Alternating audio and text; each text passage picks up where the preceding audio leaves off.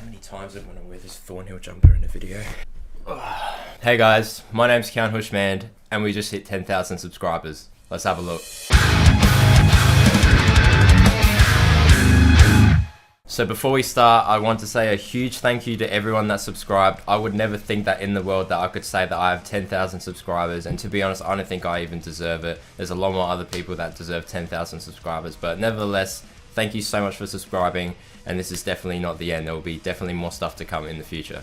So for a while now, I've had this idea to do a 10,000 subscriber like FAQ type video where you guys can pretty much ask me anything you want. And if you've been following me on Instagram, which is at @KianHushmanLive, I'll leave it somewhere on the screen, you will notice that over the past couple of weeks, maybe like every weekend or so, I'll dish a story out, like a question story, saying ask me anything, it's for a 10,000 subscriber special. And the time has finally come, so let's just have a look into these questions. As always, if you guys like this video at any time, feel free to leave a like and a comment on any more questions you might have. And if you want to see more of this stuff, as well as gear reviews, playthroughs, demos, all that stuff, definitely subscribe because I will not be stopping. Alright, that's enough of that, let's just jump straight into the questions. MVTI_WX70NN asks, what do you think is the most important aspect into music, like theory, technique, groove, etc.? So in my opinion, I'm going to be saying this a lot because I feel like none of my opinions are valid anyway, but in my opinion, out of those three things there, definitely groove. Reason being is that all music pretty much stems from groove and rhythm and stuff like that. If people don't groove to the music, if people don't vibe with it, then what's the point of even putting it out?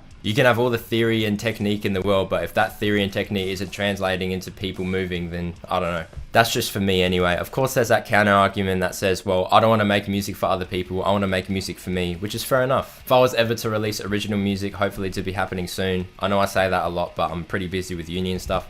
So if I ever get to recording that, I definitely want to make people move rather than just being technical. William Bettini asks, what do you write more with, 7 or 6? To be honest, it just depends what I'm feeling. If I want to write something a little bit heavier, I definitely tend to grab my 7. But it's harder to write like a less generic riff on the 7, if that makes sense, because usually you just default to like spamming around on the 12th and 15th fret.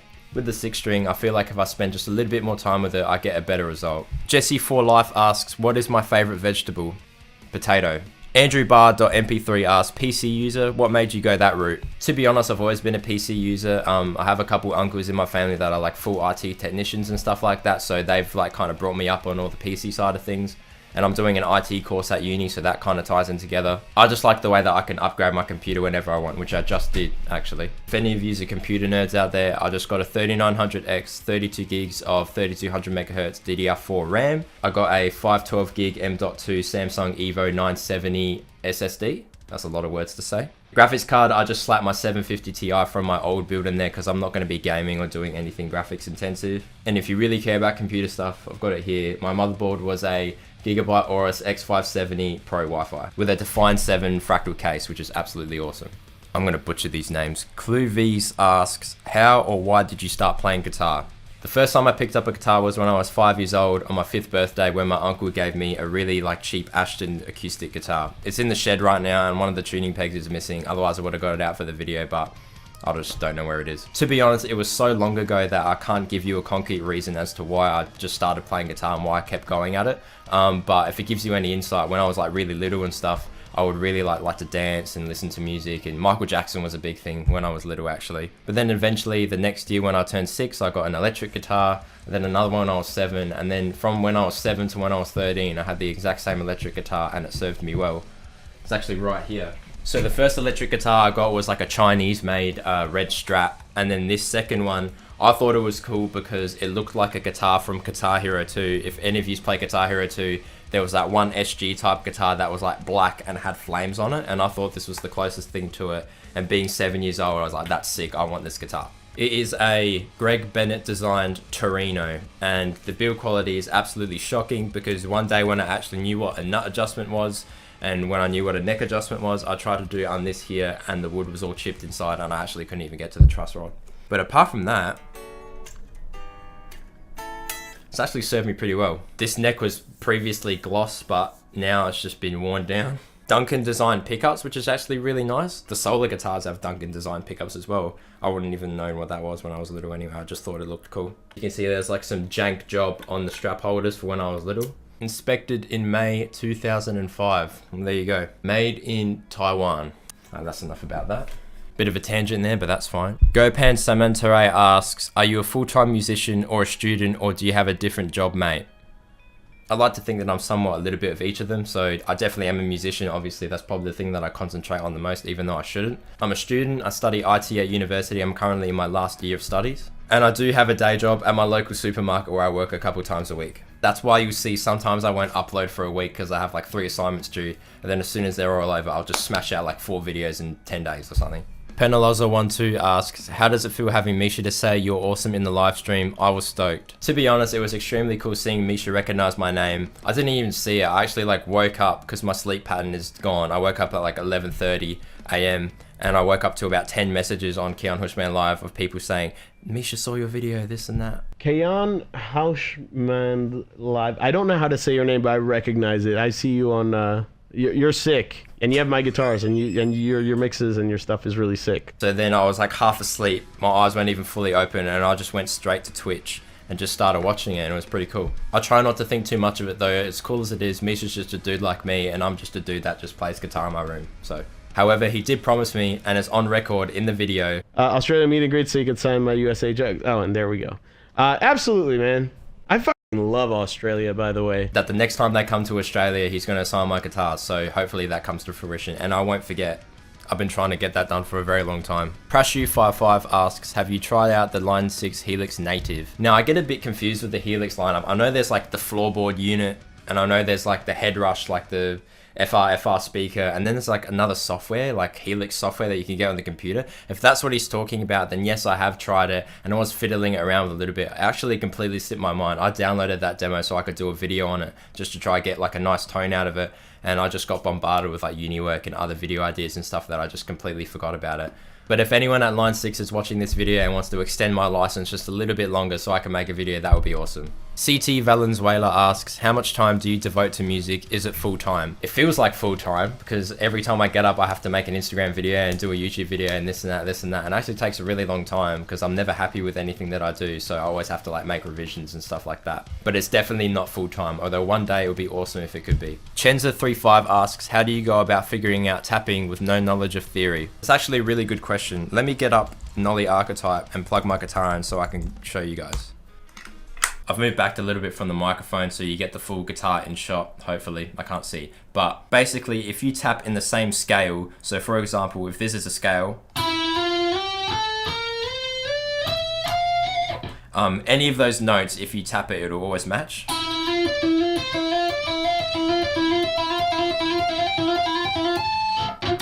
So it's basically just figuring out those notes, and then after a while you realize like if you play 5th down here, 12 notes up is the octave, so it'll always match.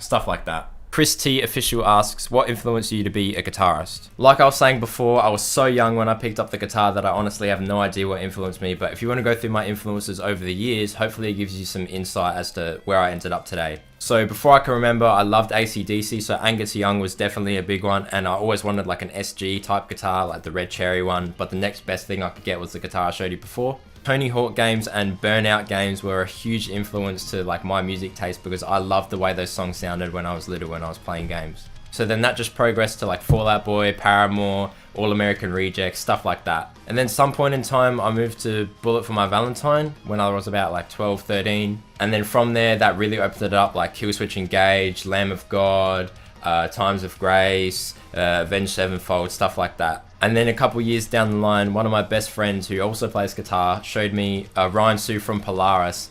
Back when he was like not in Polaris, he did a cover of Periphery's Pale Aura, and at the time I actually hated it because I didn't understand anything that was going on, and like nothing sounded in time and this and that. Or it might have been Make Total Destroy, I don't know which one it was. I remember not liking it because nothing sounded right, so it was probably Make Total Destroy.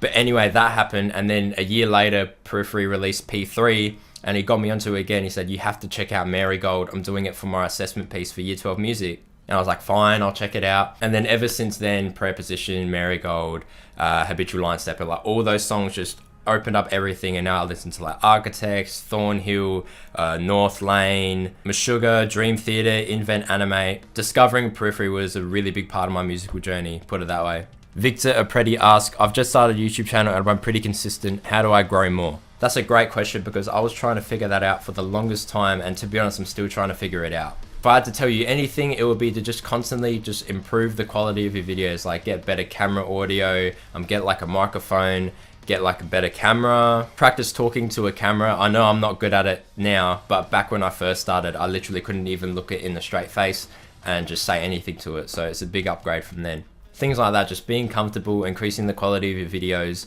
and just making everything look good and sound good is a huge step. S.Core99 asks, what is your earliest musical memory?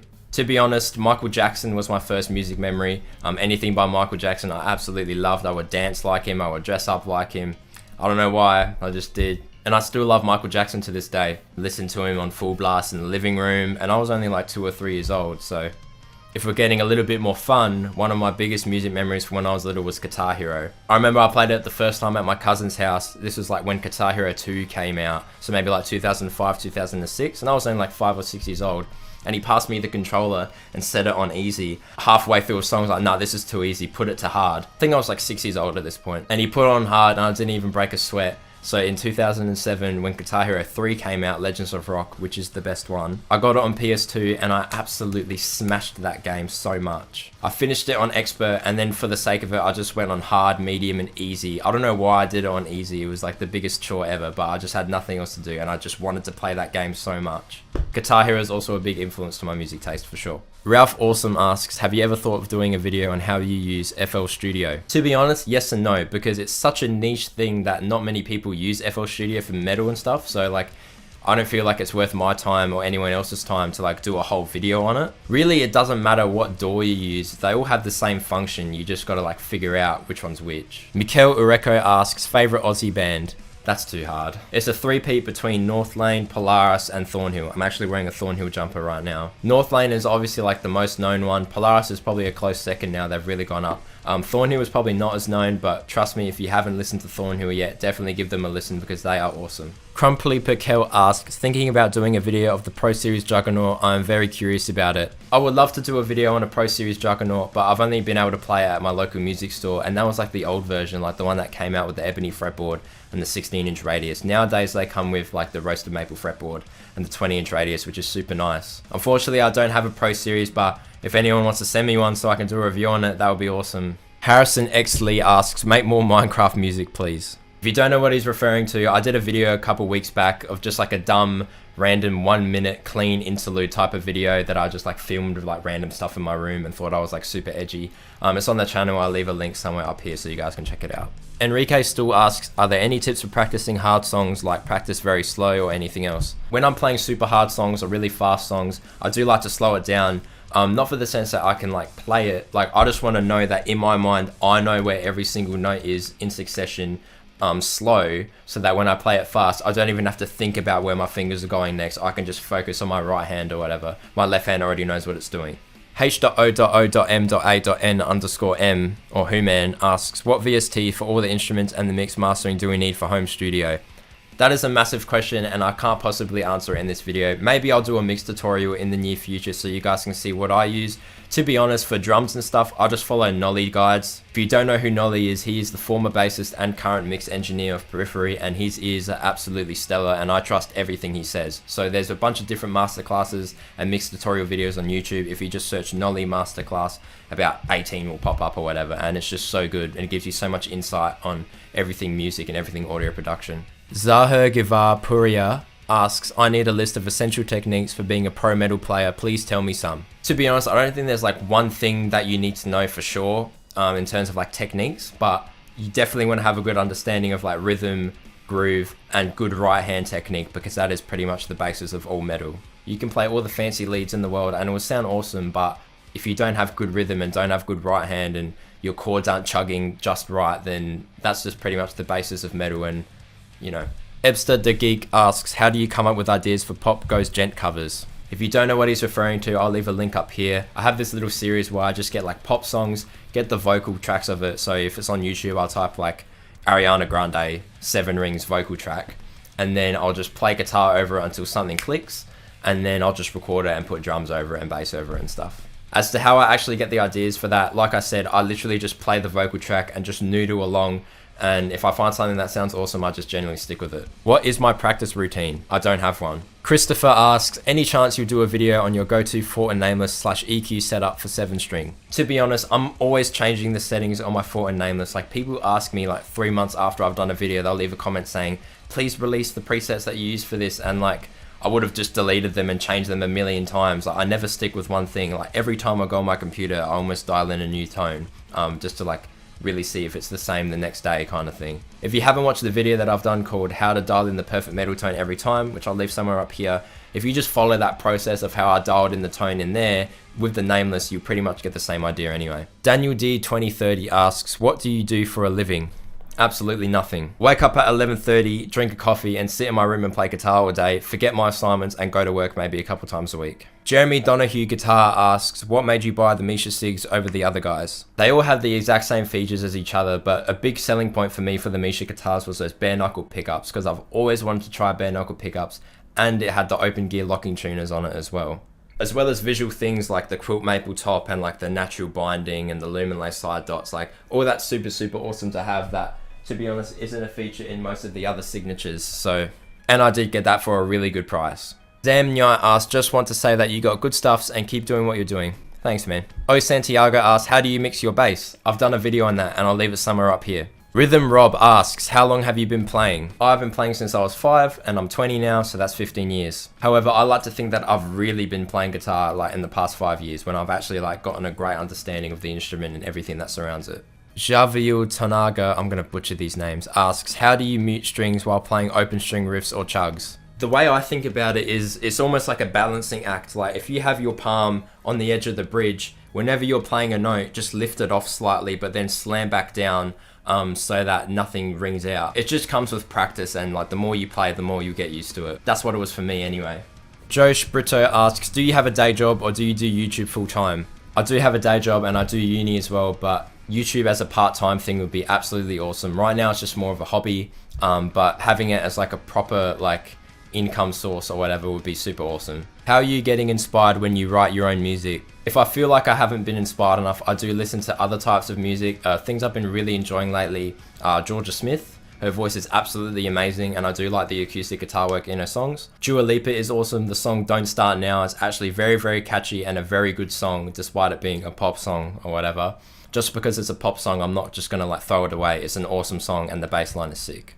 Arash K Savior Guitar asks, where do you live? Australia. Ethan Angstadt asks, favourite song off Periphery 4? Satellites. Actually no, maybe.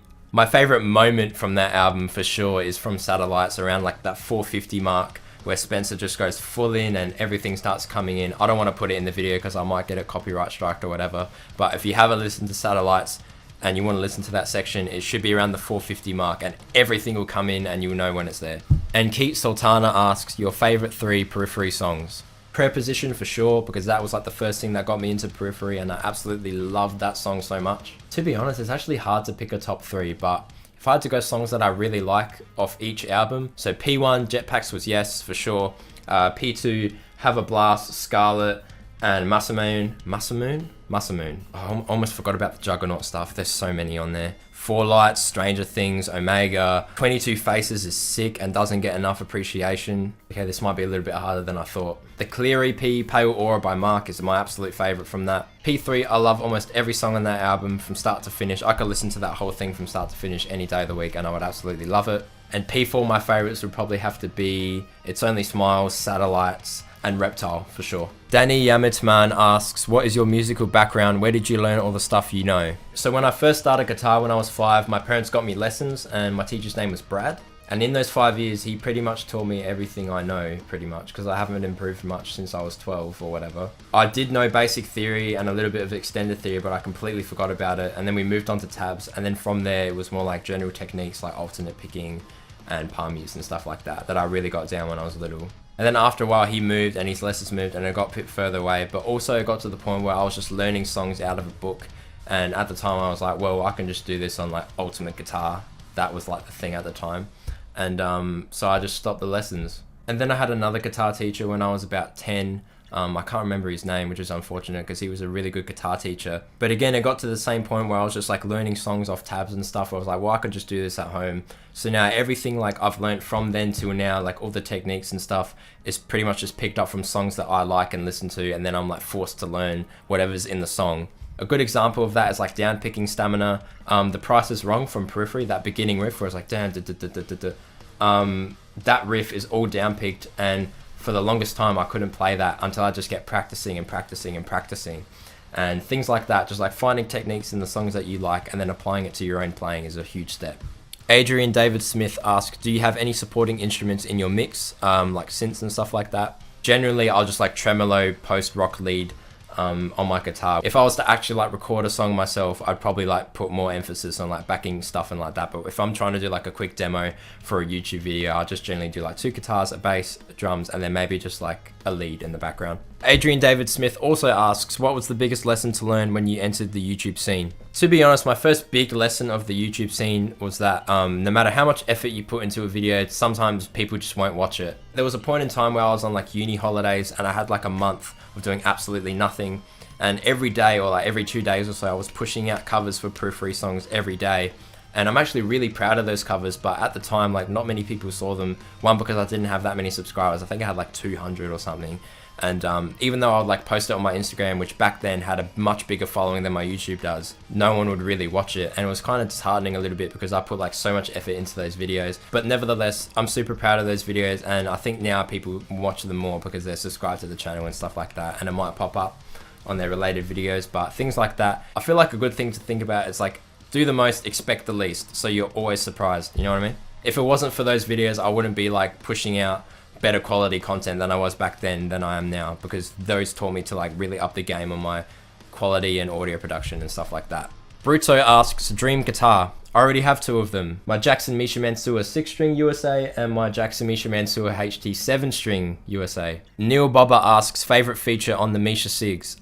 To be honest, one thing that I really like, if we're talking about visual stuff, is the natural binding. This isn't like a applied binding or whatever. It's literally just like a paint job. So they would have taped off the edges here around the guitar and then painted the rest of it and then just lifted it off. And what you get is the natural grain from the quilted maple underneath going through that binding. If you can't tell, you can see that there's like little rivets in the actual binding, which is super, super nice. I really like that. If we're talking about like sound and playability and stuff, definitely these pickups. These pickups are awesome, and they've really opened up my eyes as to what a guitar can actually sound like when it has good stuff in it.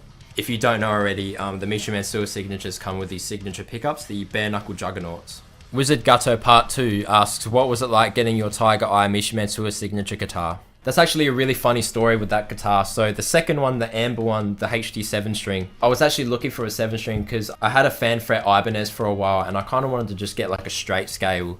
Even though I'll be sacrificing like tuning stability and stuff like that with the 27-inch on the longer side, things like pickup adjustments and stuff are just so much harder on a multi-scale, and you don't get as many options and preferences with a multi-scale. You're only so limited to whatever that multi-scale lets you do. But a straight scale guitar is just a normal guitar, so you can pretty much do whatever you want. I wasn't even looking for that guitar. I wasn't even looking for another Misha Sig. I was just looking for any like decent 7-string. I was looking through like a nice couple of like Japanese made ESPs. There's one that has like this purple burst. It's actually super nice. I played that, but it was like really light and I didn't really like the way it felt. Like if I'm paying like $5,000 for a guitar or whatever, I want it to feel like a guitar, not to feel really light. Maybe that's just me. And after like months of searching online, I literally just gave up. And there's this retailer in Australia. It's like a pawn shop retailer in Australia called Cash Converters. And I went on their website and I just typed up 7-string. And literally in front of my eyes, the first result was Jackson Brown 7, 2,400 Australian dollars, which is 1,500 American dollars. It was the HT7 USA made 2015, one of like the first iterations, I'm pretty sure, of that Jackson Misha Mansour USA model for 1,500 American dollars. The reason why it was so cheap was because it was a weekend only web store sale from Cash Converters that took $1,000 off. So originally it was 3,400 Australian. And for that weekend only, in that one time that I searched Cash Converters, which you would never ever do, it was $2,400. And I just went crazy. I emailed them. I'm saying, send me every photo of every aspect of the guitar. I want to see any scratches. I want to see proof of purchase. I want to see certificates. Like, send me everything. And I think they kind of knew that they stuffed up, because this is like a $5,000 guitar in Australia going for 2,400. And when they sent me the photos, it was very, very clear that it was real, and there was absolutely not a single scratch on it anywhere. So I had to get it shipped from Perth or Western Australia to South Australia, and I had to sell 3 of my guitars to get it. But I'm super happy with it, and it's one of my favorite guitars, and it's one of the best things I've ever played. So Martin Horizon Problem asked, will there be more tutorials in the future? They're always well explained and informative. Yes, I plan on doing a bunch of other tutorials, whether it's on like free tones or like how to do this and how to do that. I love doing those type of videos, so if you want to see more of that stuff, definitely subscribe. My good friend from Portugal, João Medeiros, I don't know how to pronounce it properly, but he says, what is it about the Nameless you love so much? If you don't know what the Nameless is, it's an amp plugin from Neural DSP, and it's like the first guitar plugin that they released. And to this day, I feel like it's actually my favorite still. I just love how unforgivingly brutal it is and how clear and definite everything is. Like if I chug a low F on my 7-string, it'll always be clear. It's your boy George asks, do you have a practice routine, warm-ups, exercise for poor playing? Cheers from the UK. No. My exercise routine is waking up, picking up my guitar, and just playing songs. If I was more vigilant with practice, I would be 10 times the guitar player I am today, but I'm super lazy. I think that's enough questions for today. Thank you guys so much for sticking around and sticking to this point in the video. I know it's a long video. Thank you so much for watching. If you have any more questions, let me know below, and leave a like on this video if you liked it at any point in time. If you want to see more of this stuff, definitely subscribe, because I will be doing more of these, and I will be doing more gear reviews, demos, playthroughs, all that good stuff. So until next time, thank you so much for watching. I'll catch you guys later. Ciao.